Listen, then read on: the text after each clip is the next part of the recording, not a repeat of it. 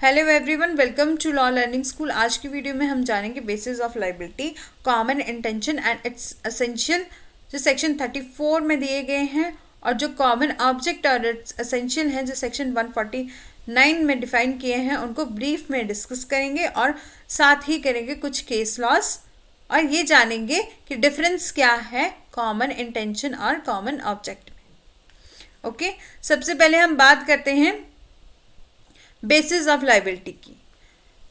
तो common intention और common object को जानने से पहले हमारा ये जानना बहुत ज़रूरी है कि बेसिस क्या है लाइबिलिटी के। तो लाइबिलिटी क्या होती है?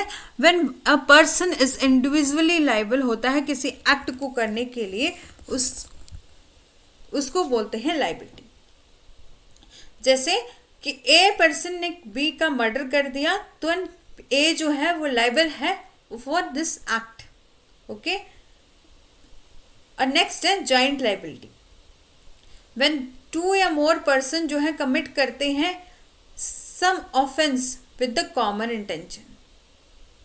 जब दो या दो से ज्यादा पर्सन जो है वो ऑफेंस कमिट करते हैं कॉमन इंटेंशन के साथ, तो बोला जाता है कि उनकी जो है वो जॉइंट लाइबिलिटी है।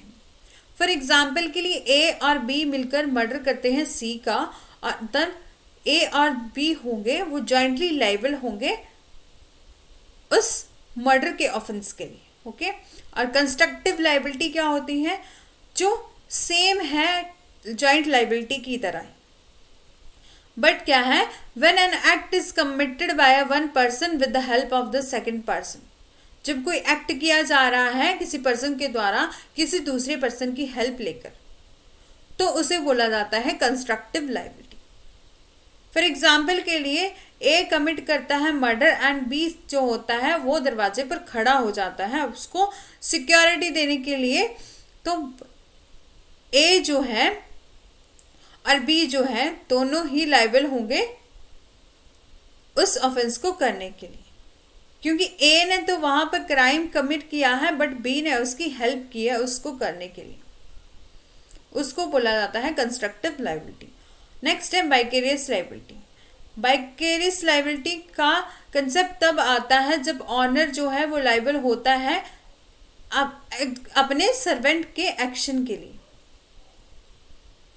उसको बोला जाता है vicarious liability.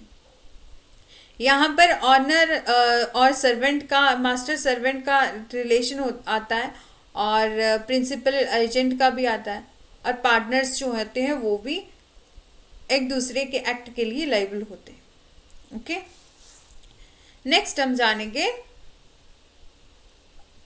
What is common intention and what is common object.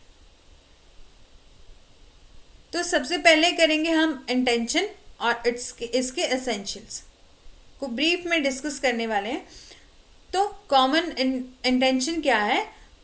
Intention जो वर्ड है उसको कहीं भी आईपीसी में डिफाइन नहीं किया गया, लेकिन कॉमन इंटेंशन को डिफाइन किया है सेक्शन 34 में, जहां बोला है व्हेन एन क्रिमिनल एक्ट जो है वो डन किया जा रहा है several person in furtherance of common intention. भी दो पर्सन के द्वारा कोई ऐसा एक्ट किया जा रहा है, कोई क्रिमिनल एक्ट किया जा रहा है जो जिनकी इंटेंशन जो है वो कॉमन है। ईच ऑफ सच पर्सन जो है वो लाइबल होंगे उस एक्ट को करने के लिए same manner as if were done by him और alone. Okay, section 34 of IPC laid on करता है प्रिंसिपल ऑफ जॉइंट लाइबिलिटी को, कि यदि दो पर्सन जो है वो मिलकर कोई क्रिमिनल एक्ट करते हैं तो जो है वो जॉइंटली ही वो लाइबल होंगे उस एक्ट को करने के लिए। और ये जो सेक्शन 34 है वो रूल ऑफ एविडेंस है, वो क्रिएट नहीं करता है कोई सब्सटेंटिव ऑफेंस। ठीक है, ये प्रिंसिपल है कंस्ट्रक्टिव लाइबिलिटी का। ठीक है, नेक्स्ट हम देखेंगे सेक्शन 34 की बेयर लैंग्वेज में इसका मीनिंग।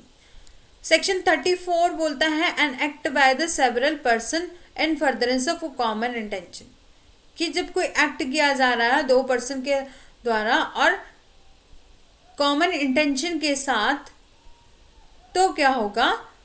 तो दोनों पर्सन जो है वो इक्वली ही लाइबल होंगे उस एक्ट को करने के लिए। ठीक है, एसेंशियल इंग्रेडिएंट क्या है, बोला है 2 पर्सन जो होने चाहिए, 2 और मोर पर्सन होने चाहिए, और उनके द्वारा किया गया एक्ट जो है वो कॉमन इंटेंशन से होना चाहिए। मीन उन दोनों की कॉमन इंटेंशन होनी चाहिए उस एक्ट को करने के लिए। ठीक है, नेक्स्ट हम बात करते हैं वर्ड फर्दरेंस क्या है। जो वर्ड फर्दरेंस है वो एनलार्ज करता है स्कोप ऑफ सेक्शन 34 को। यहाँ पर जो एक्यूज पर्सन है वो लाइबल होता है किसी क्रिमिनल एक्ट को करने के लिए इन फर्दरेंस ऑफ कॉमन इंटेंशन के साथ। ठीक है, ऑल दो it is different from but was commonly intended. Okay, mean जहां यहाँ पर जो है वो 2 पर्सन जो है ज्वाइंटली कोई एक्ट करते हैं और उस एक्ट को करने के बाद वो ज्वाइंटली ही उस ऑफेंस के लिए लाइबल माने जाते हैं। मीन उनको सेम पनिशमेंट दी जाती है उस एक्ट को करने के लिए। Where one of the accused person is developed and is independent intention, the act done in furtherance thereof shall be his individual act and other co-accused person would not be liable। ठीक है, common intention क्या है, common intention का मतलब होता है pre oriented plan और acting in persons to the plan. Common intention क्या है, गिव इफेक्ट करती है ए पर्टिकुलर एक्ट के लिए और मे इवन डेवलप करती है at a super of movement between number of person के बीच में। मीन 2 या 2 से ज्यादा पर्सन होने चाहिए और उनके बीच में कॉमन इंटेंशन होनी चाहिए किसी एक्ट को करने के लिए। ठीक है, तब बोला जाता है कि उन दोनों पर्सन की है कॉमन इंटेंशन। और उस इंटेंशन जो और उससे जो काम किया जा रहा है, मतलब उससे जो क्रिमिनल एक्ट किया जा रहा है, उसका रिजल्ट भी क्या निकलता है कि उन दोनों को इक्वली ही पनिशमेंट दी जाती है। ठीक है, और जो सेक्शन 34 है वो अलग से कोई ऑफेंस क्रिएट नहीं करता बल्कि एक रूल ऑफ एविडेंस है। ठीक है, नेक्स्ट हम बात करते हैं कॉमन ऑब्जेक्ट की। कॉमन ऑब्जेक्ट का कंसेप्ट जो है वो चैप्टर नंबर 8 में ऑफ आईपीसी में डिफाइन किया है।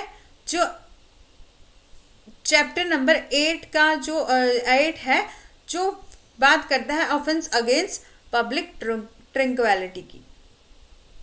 ठीक है, वहां पर सेक्शन 149 है वो डील करता है कॉमन ऑब्जेक्ट से। If an offence is committed by any member of unlawful assembly is in the prosecution of a common object. Mean यदि कोई ऑफेंस कमिट किया जा रहा है मेंबर ऑफ अनलॉफुल असेंबली के द्वारा और उस मेंबर ऑफ अनलॉफुल असेंबली का उसका ऑब्जेक्ट क्या है, कॉमन है पूरी असेंबली के साथ। मीन उस असेंबली का जो ऑब्जेक्ट है वो कॉमन है किसी भी एक्ट को करने के लिए। Such a member of unlawful assembly is knew to be the likely to be committed in a prosecution of an object. Every person who at the time of committing of offense is a member of the same assembly. Mean हर कोई member जो है वो at the time of commission of offense कि जब वो offense किया जा रहा है वो उस टाइम जो है वो presence होगा, वो ऐसा माना जाएगा कि हर वो पर्सन जो उस एक्ट को करने के लिए लाइबल होगा।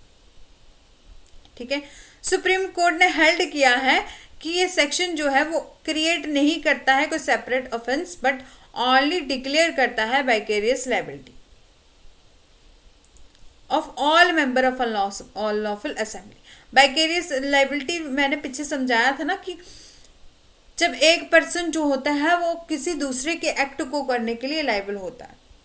मीन यहाँ बात की गई है अनलॉफुल असेंबली में जितने भी मेंबर होंगे, यदि उन मेंबर्स के द्वारा कोई ऐसा एक्ट किया जा रहा है तो वो सारी है असेंबली में जितने भी मेंबर हैं वो इक्वली लाइबल होंगे। ठीक है, नेक्स्ट हम देख लेते हैं द प्रिंसिपल क्या है कॉमन ऑब्जेक्ट का जो 149 में दिया गया।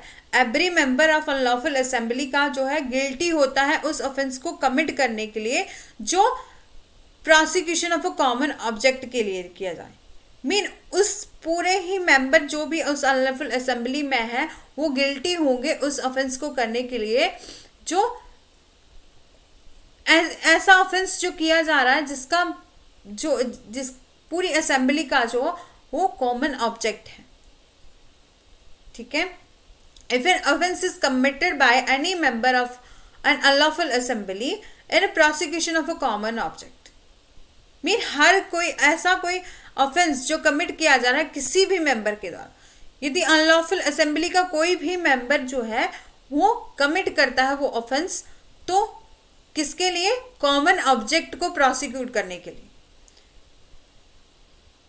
तब वो मेंबर जो है अनलॉफुल असेंबली का वो माना जाएगा कि उस सारी ही जो उस असेंबली में जितने भी लोग हैं वो इक्वली लायबल हैं और गिल्टी माने जाएंगे अनलॉफुल असेंबली के लिए और उस क्राइम को करने के लिए जो उस मेंबर के द्वारा किया गया। ठीक है। नेक्स्ट है इंग्रेडिएंट क्या है कॉमन ऑब्जेक्ट के, there must be an unlawful assembly, की अनलॉफुल असेंबली होनी चाहिए। ठीक है। Any of the member of unlawful assembly must be committed of offence, और उस अनलॉफुल असेंबली में से किसी के भी द्वारा जो है किसी भी पर्सन के द्वारा, जैसे अनलॉफुल असेंबली में 5 मेंबर हैं और उस 5 में से कोई किसी भी पर्सन के द्वारा किसी एक पर्सन के द्वारा भी कोई ऐसा एक्ट कर दिया जाता है, ऑफेंस कर दिया जाता है। ठीक है। Offence must be committed in a prosecution of a common object, और मीन वो ऑफेंस जो किया है वो किसके लिए किया है कि कॉमन ऑब्जेक्ट के लिए, जो भी उस पर्सन जो उस अनलॉफुल असेंबली में पर्सन जो है वो इन्वॉल्व है उनका जो है कॉमन ऑब्जेक्ट है, वो किसी ना किसी पर्पस के लिए किसी ना किसी कॉमन ऑब्जेक्ट के लिए वहां उस अनलॉफुल असेंबली में इकट्ठा हुए। ठीक है। इट इंक्लूड करता है offence the likelihood of the commission of which was known to the members. ठीक है। और अब रिक्वायरमेंट क्या है? The member of unlawful assembly would be liable होगा for the offence provide they were member at the time of a commission. Mean हर कोई मेंबर जो है वो इक्वली लाइबल होगा जो उस अनलॉफुल असेंबली में है, वो जो एट द टाइम ऑफ जो ऑफेंस किया जा रहा है उसके उस टाइम जो है वो प्रेजेंट है उस असेंबली में। ठीक है। नेक्स्ट बात करते हैं कुछ लैंडमार्क केसेस जो डिफाइन करते हैं कॉमन इंटेंशन को। एक केस है Virendra Kumar Ghosh versus king emperor, जिसे पोस्ट मास्टर केस भी बोला जाता है। यहां क्या था, एक वीरेंद्र कुमार और उसके 3 साथी थे। उन तीनों ने क्या किया, उन चारों ने इकट्ठा होकर प्लान बनाया कि रॉबरी करने के लिए, लूटपाट करने के लिए पोस्ट ऑफिस में। और यहाँ पर वीरेंद्र कुमार घोष जो है वो बाहर खड़े हो गए गेट के पास, और जो 3 मेंबर हैं वो चले गए पोस्ट ऑफिस के अंदर और डिमांड करने लगे पोस्ट मास्टर से कि मनी के लिए। और जब मनी देने के लिए पोस्ट मास्टर ने मना कर दिया तो उन्हीं में से उसी तीनों मेंबर्स में से किसी ने उस पोस्ट मास्टर को गोली लगा दी और वो मर गया। ठीक है। तब क्या हुआ कि जो तीनों मेंबर थे वो उसको वहां से मारकर भागने लग पड़े, और फिर किंग एम्परर जो वो वीरेंद्र कुमार घोष जो बाहर खड़ा था उनको सिक्योरिटी देने के लिए वो भी भागने लगा, और उसके बाद जो है वो तीनों पर्सन जो है वो भाग गए, और जो वीरेंद्र कुमार घोष है उसको पुलिस ने पकड़ लिया। तब कोर्ट ने इस वीरेंद्र कुमार घोष को 302 और सेक्शन 34 के लिए लायबल माना। तो सेशन कोर्ट और हाई कोर्ट ने पास कर दिया डेथ सेंटेंस वीरेंद्र कुमार घोष को। ठीक है। और 3 मर्डर और जॉइंट लायबिलिटी के लिए लाइबल माना और द एक्यूज्ड ने, जो वीरेंद्र कुमार घोष है, वो डिनाई करने लगा कि मैंने तो कोई ऑफेंस नहीं किया, क्योंकि मैं तो वहां पर सिंपली स्टैंड हुआ था, मतलब बाहर खड़ा था, मैंने थोड़ी ना उसको अंदर जाके मारा था। ठीक है, मैं तो सिंपली स्टैंड हुआ था आउटसाइड द डोर, और मैंने उस पर्सन को, पोस्ट मास्टर को नहीं मारा है। देन कोर्ट ने हेल्ड किया कि यदि तुम लोग जो है वो इकट्ठे ही थे, तुम्हारी कॉमन इंटेंशन थी, तो तुम चारों को इक्वली ही लाइबल माना जाएगा। क्योंकि जो पर्सन जो है वो, यदि कोई ऐसा ऑफेंस कर रहे हैं वहां पर उनकी जो कॉमन इंटेंशन है, तो ऐसा नहीं होता कि एक पर्सन को कम सजा दे दी क्योंकि वो बाहर खड़ा था, और 3 पर्सन को ज़्यादा दे दी क्योंकि वो पोस्ट ऑफिस के अंदर गए थे और उन्होंने मारा। ऐसा नहीं होता, क्योंकि जो चारों पर्सन जो है मिलकर कोई क्राइम करने के लिए आए थे, तो उनको सेम सजा दी जाएगी उस ऑफेंस के लिए। ठीक है, नेक्स्ट हम बात करते हैं, एक नेक्स्ट केस है Virendra Singh versus state of MP. इस केस में सुप्रीम कोर्ट ने हेल्ड किया था कि physical presence of a person जो है वो ऐसा नहीं है कि यदि कोई पर्सन जो है वो फिजिकली प्रेजेंस है और वो बाहर खड़ा है, मतलब डोर पर खड़ा है, किसी दूसरे पर्सन जो कमिट कर रहा है उसको सिक्योरिटी देने के लिए, कि ठीक है तू जाके अंदर उस पर्सन को मार दे और मैं वहां पर खड़ा हूं कि कोई पर्सन आ ना जाए। ठीक है, तो यहाँ पर इस केस में कोर्ट ने बोला है कि जो फिजिकल प्रेजेंस है किसी पर्सन की, वो भी, जो पर्सन जो है वो एक डोर पर खड़ा है, वो भी लाइबल होगा सेम ऑफेंस के लिए जो कि उस दूसरे पर्सन ने किया है उसके लिए। यहाँ पर जो है एक पर्सन जो किसी दूसरे पर्सन को ऑफेंस करने में हेल्प कर रहा है, वो भी इक्वली ही लाइबल होगा। ठीक है, और नेक्स्ट केस है महबूब शाह वर्सेस एम्परर। इस केस में बात करी थी कोर्ट ने कॉमन इंटेंशन और प्री अरेंज प्लान की और prior meeting of a mind की। इस केस में क्या हुआ था कि एक पर्सन था जो अपने साथियों के साथ गया था नदी के किनारे, जैसे घास वगैरह ले आने के लिए, और एक पर्सन होता है और उसको जो है वो जो उस लैंड का, वहां से वो घास लेके आ रहे थे, उसका मालिक बोलता है कि आप लोग ऐसा मत करो। तो वो होता है एक्चुअली में उस ऑनर का नेफ्यू। ठीक है, और जब वो उस घास को अपनी नाव में जो उससे आए हुए थे वो उसको भरने लगते हैं, तो वो क्या करता है, वो उस नाव से बाहर निकालने लगता है। तब उन्होंने उसको थोड़ा सा डराया, तो वो हेल्प के लिए चलाने लगा, और उसके नेफ्यू के जो दोनों आ गए, जैसे फादर भी आ गया, और मतलब 2 पार्टियां आ गई उसके घर से भी, और उन्होंने क्या कर दिया, उसको जो एक पर्सन को जो है वो गोली मार दी और वो मर गया। देन इस केस में तो बोला था कि कॉमन इंटेंशन नहीं थी उन दोनों पर्सन की उस पर्सन को मारने की, बट प्री अरेंज प्लान नहीं था, बट दोनों की सिमिलर इंटेंशन थी। जो उसके फैमिली मेंबर जो आए थे बाद में उसको बचाने के लिए, क्योंकि उनकी इंटेंशन उसको मारने की नहीं थी, लेकिन अब जो उनका नेफ्यू था उनको बचाने की थी।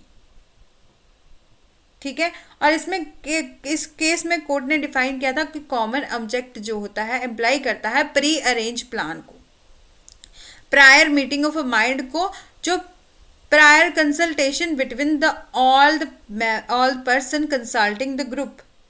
ठीक है, प्री अरेंज प्लान क्या है, essence of the common intention है। ये डिफाइन किया था, ये डिसाइड किया था महबूब शाह वर्सेस किंग एम्परर के केस में। नेक्स्ट हम कर लेते हैं अनलॉफुल असेंबली। अनलॉफुल असेंबली की बात करता है section 141। According to section 149 of IPC, an assembly of 5 और मोर पर्सन, 5 से ज़्यादा लोग, 5 या 5 से ज़्यादा लोग होने चाहिए किसी अनलॉफुल असेंबली के लिए. If the common object of a person composing that assembly, यदि उस असेंबली का जो है कॉमन ऑब्जेक्ट है, तो क्या होगा, कोई क्रिमिनल फोर्स की जा रही है उस असेंबली के द्वारा और शो किया जा रहा है ऐसे क्रिमिनल फोर्स को, ठीक है, तब भी क्या होगा, वो पर्सन जो होंगे अनलॉफुल असेंबली के लिए लाइबल होंगे. मीन 5 या 5 से ज़्यादा लोग होने चाहिए और ये 5 टाइप के जो इंग्रेडिएंट दिए गए हैं इनमें से कोई एक भी वो फुलफिल करता हो, तब वो पर्सन जो होंगे वो अनलॉफुल असेंबली के लिए लाइबल माने जाएंगे. सेकंड बात करता है टू रेसिस्ट और एग्जीक्यूशन ऑफ एनी लॉ और एनी लीगल प्रोसेस के लिए. थर्ड बात करता है to commit any mischief or a criminal trespass or other offence, ठीक है. और फोर्थ बात करता है by means of a criminal force or by show of a criminal force to any person to take or obtain the possession of any property or deprive any person of the enjoyment of right of way, of the use of water and other incorporeal right of which he is in possession or enjoyment, or to enforce any right or suppose right. okay? इनमें से जैसे कि 5 या 5 से ज़्यादा लोग होने चाहिए और इसमें से 5 जो हैं इंग्रेडिएंट दिए गए हैं इस ऑफेंस के, यदि कोई भी पर्सन जो है वो इनमें फॉलो होता है तो वो लाइबल माना जाता है अनलॉफुल असेंबली के. मीन उन पर्सन के द्वारा ऐसा कोई एक्ट किया गया होना चाहिए जो इन इंग्रेडिएंट्स में बताया गया है, ठीक है. फिफ्थ बात करता है by means of the criminal force or show a criminal force to compel any person to do or but he is not legally bound to do or to omit to do or but he is legally entitled to do. Okay. An assembly क्या है, which was not unlawful, वो अनलॉफुल नहीं होती when it assemble, जब वो इकट्ठा होते हैं, but may subsequently become an unlawful assembly. Mean पहले जब वो लोग इकट्ठा होते हैं तब वो अनलॉफुल असेंबली नहीं होती, लेकिन बाद में जो है वो अनलॉफुल असेंबली बन जाती है यदि कोई ऐसे टाइप का कोई ऑफेंस करता है, ठीक है. एक असेंबली क्या है, कंपनी ऑफ अ पीपल है which assemble in a particular place. एक कंपनी ऑफ अ पीपल है जो इकट्ठा होते हैं किसी पर्टिकुलर प्लेस के लिए पर और किसी कॉमन पर्पस के लिए, और दे परफॉर्म करते हैं unlawful activity which is mention above, then the assembly become a unlawful assembly. Mean को एक असेंबली जो है वो होता है ग्रुप ऑफ पीपल जब वो असेंबल होते हैं किसी पर्टिकुलर प्लेस में और किसी कॉमन पर्पस के लिए, एंड दे परफॉर्म करते हैं कोई अनलॉफुल एक्टिविटी, तब वो बनता है अनलॉफुल असेंबली, ठीक है.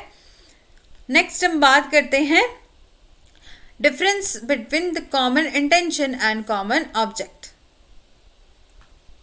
जो सेक्शन 34 है कॉमन इंटेंशन का, वो क्रिएट करता है एनी सब्सटेंट, और जो सेक्शन 149 है वो क्रिएट करता है सब्सटेंटिव ऑफेंस, ठीक है. It only provide a rule of evidence. ये जो है जो सेक्शन 149 है वो प्रोवाइड करता है रूल ऑफ एविडेंस, और कॉमन ऑब्जेक्ट है must be prove to attract section. Common intention is necessary to common intention means concrete action होना चाहिए, और common prior meeting of a mind होना चाहिए, और नॉलेज होना चाहिए जो शेयर किया जाए एक दूसरे के साथ, और एक दूसरे की इंटेंशन जो है उसका नॉलेज होना चाहिए दोनों पार्टीज को. ठीक है।